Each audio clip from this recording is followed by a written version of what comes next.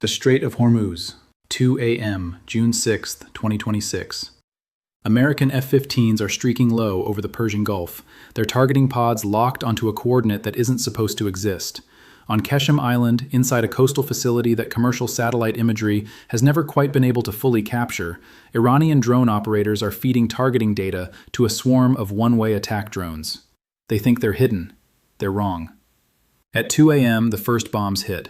U.S. warplanes struck two Islamic Revolutionary Guard Corps telecommunications towers simultaneously, one on Qeshm Island, one in the coastal district of Sirik. The towers weren't just communication relays, they were the brain of Iran's drone campaign against American warships in the Gulf. Within 1 hour, Iran retaliated. 7 ballistic missiles launched toward U.S. bases in Kuwait and Bahrain. But here's what the headlines aren't telling you. Before I show you why this single airstrike just changed the naval balance in the Persian Gulf forever, hit that subscribe button. This is war conflict. We don't just report the news, we decode the strategy. And the strategy behind this strike is something you need to understand. Stay with me. Let me reconstruct the exact sequence of events from the official statements and intelligence reports. Earlier that night, at approximately 1:30 a.m. local time, 4 oil tankers attempted to exit the Strait of Hormuz without coordinating with the IRGC Navy. According to Iran's own account, 1 tanker was struck and stopped after ignoring warnings. The others turned back. But here's what the mainstream coverage isn't emphasizing. The tanker incident was just the spark. The real trigger happened weeks earlier. U.S. Central Command says the strikes on Qeshm Island were actually the second time this week that American forces targeted the island. The first set of strikes targeted Iranian radar and command and control sites for drones in Guruk and on Qeshm Island over the weekend. Why? Because Iran had been launching drones at American warships transiting the strait. At 2 a.m., U.S. fighter aircraft struck 2 IRGC telecommunications towers, one on Qeshm Island, one on Sirik.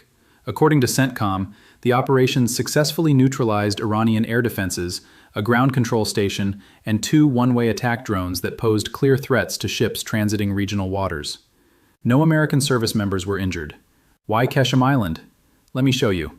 Qeshm sits directly in the Strait of Hormuz, the narrow 21-mile-wide passage through which roughly 20% of the world's oil flows. It is the strategic choke point of the global energy economy. From Qeshm, Iran can observe every ship entering or leaving the Gulf. And from the hidden facilities on that island, they have been directing drone swarms at American warships. The U.S. didn't just hit random targets. They hit the brain. Here's what almost nobody is talking about. Qeshm Island has been quietly transformed into a forward operating base for Iran's drone warfare campaign. Commercial satellite imagery has long shown unusual activity there. Facilities that don't appear on any official Iranian military maps. Structures that seem designed to house and launch UAVs. But the really interesting part? The U.S. didn't discover these facilities through satellites. According to the sequence of events, the confrontation began when U.S. drones struck 2 IRGC telecommunications towers on Qeshm and Sirik. Think about that. The United States used its own drones to locate and destroy the ground control station that Iran was using to launch drones at American ships. This wasn't a random strike. This was surgical counter-drone warfare executed with precision. What was destroyed? According to CENTCOM, the strikes eliminated a ground control station for drones, 2 one-way attack drones that were prepared for launch, Iranian air defense systems protecting the facility, coastal surveillance radar sites. The ground control station is the critical piece. Without it, the drones are just expensive lawn darts. You cannot launch a coordinated drone swarm without a ground control station to provide targeting data and flight instructions. Iran just lost one of its primary drone command nodes inside the Strait of Hormuz. Now let me give you the numbers that change how you understand this entire conflict. Iran's one-way attack drones cost approximately $20,000 each. The American interceptors that shoot them down? A single Standard Missile 2 or SM-6 costs between $2 million and $4 million. An Arleigh Burke-class destroyer carries roughly 96 vertical launch interceptors total. Each engagement drains that magazine, and the ship cannot reload at sea. This is the arithmetic that Iran is exploiting. Somewhere in the Persian Gulf, a billion-dollar warship is burning through its ammunition, shooting down drones that cost less than a second-hand car. That quiet arithmetic, a $4 million interceptor missile destroying a $20,000 drone, may be the most consequential military equation of our time. The Gulf Times put it perfectly. You don't need to beat the United States Navy, you just need to empty its guns. By striking the drone control station on Qeshm Island, the United States just attacked the command node that orchestrates this asymmetric arithmetic. No ground control station means no coordinated swarms. Iran's cost ratio advantage only works if they can launch drones in volume. Take away the command node, and the volume disappears. Everyone is asking, why is Iran launching drones at American warships?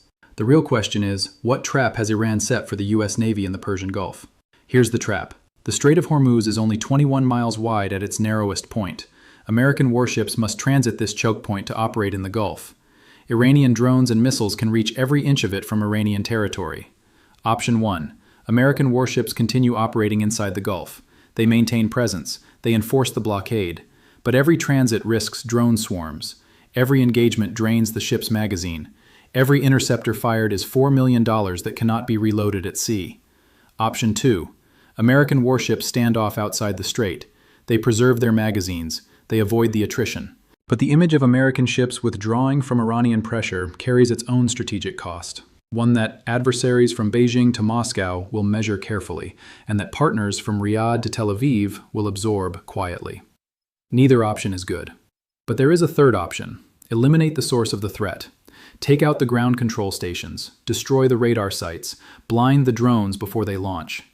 That's exactly what the United States did on June 6th.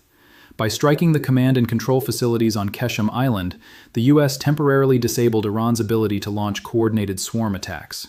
Each strike resets the clock. Each destroyed ground station is one less node in Iran's drone network.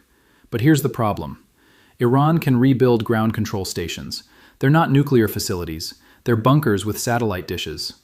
The question is not whether Iran will rebuild. The question is whether the United States can keep destroying them faster than Iran can rebuild. Iran's response to the U.S. strikes was immediate and predictable.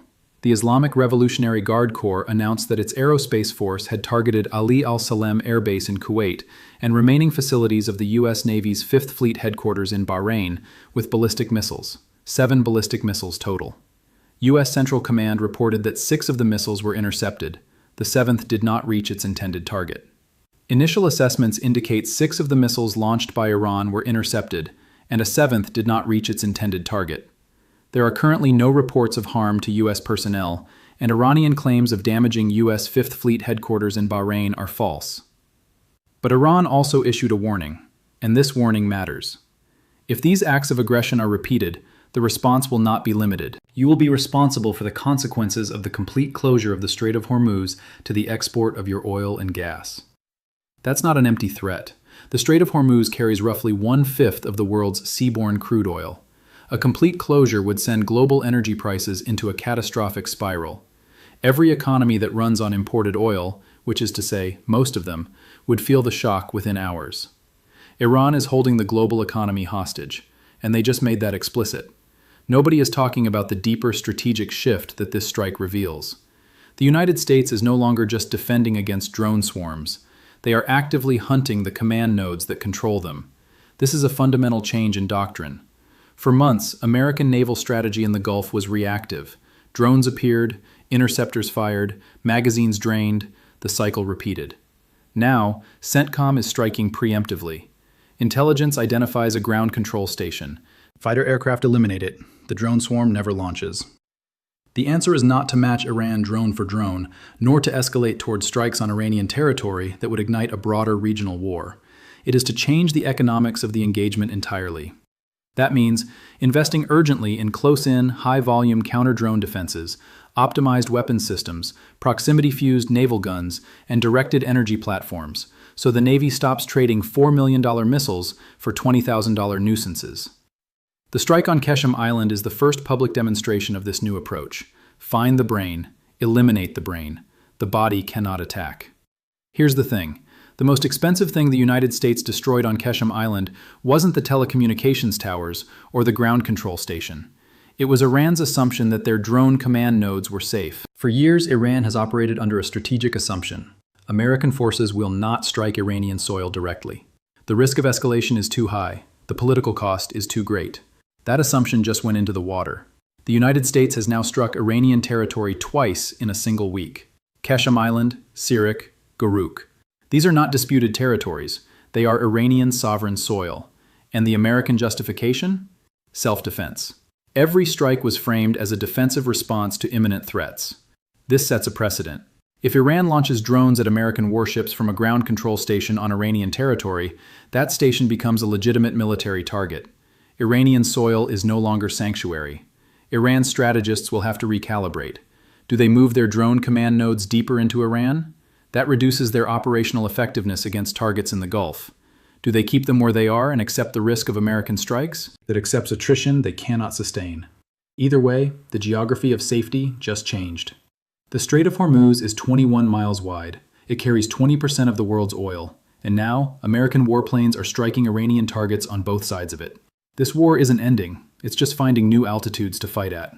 I'm War Conflict. Subscribe. Because the next drone swarm might not come from Qeshm, but the next American strike definitely will.